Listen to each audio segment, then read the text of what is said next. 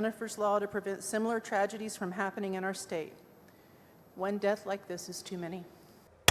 There being 132 ayes, 0 nays, House Bill 3749 is passed to engrossment. Developing news tonight. Jenifer's Law was just approved by the House in a first vote that happened just a couple of hours ago. The bill would make sure that medical professionals administer IV therapy, even at a med spa facility. It's named after Jenifer Cleveland, a Central Texas woman who died after receiving IV therapy at a Wortham med spa. The bill passed the House unanimously. It still has one more vote in the House before it moves on to the Senate. I talked with Representative Angelia Orr, who introduced the bill and represents Jenifer's district. It's a sad story, and a lot of the bills we do down here don't come with a sad story, but when they do, it really hits home. And we do a lot of things down here, but when it's something that is personal like this, that hits hard because it's actually a constituent in your area that this happened to, my fellow reps pay attention to things like that. Our goal was not to put an undue burden on small businesses. I know a lot of med spas are small business owners. It was the safety component, and it really hadn't been addressed.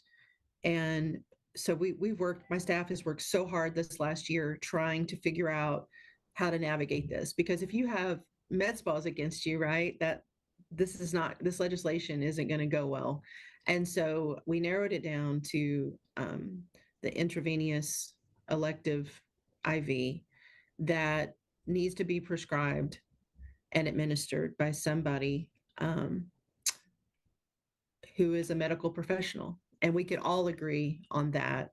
And so I think it's probably gonna affect some bad actors.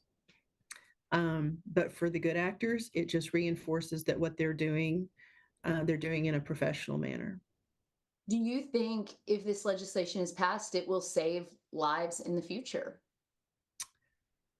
Sadly, I hate to see anybody go through what Jenifer's family has been through, but I do think this will make people ask more questions. I've already had several reps come up to me and say, I've been to places where they offered this and I didn't even think to ask, is the person putting something in my vein, in my bloodstream, a medical professional? And did they know what they were doing when they ordered it? So I think it will. I think it's going to call attention to maybe some bad actors in the industry. But for those that are doing the right thing, it's just going to strengthen them. Now you can watch that full interview on the 6 Plus app under the News tab or on our website, kcentv.com.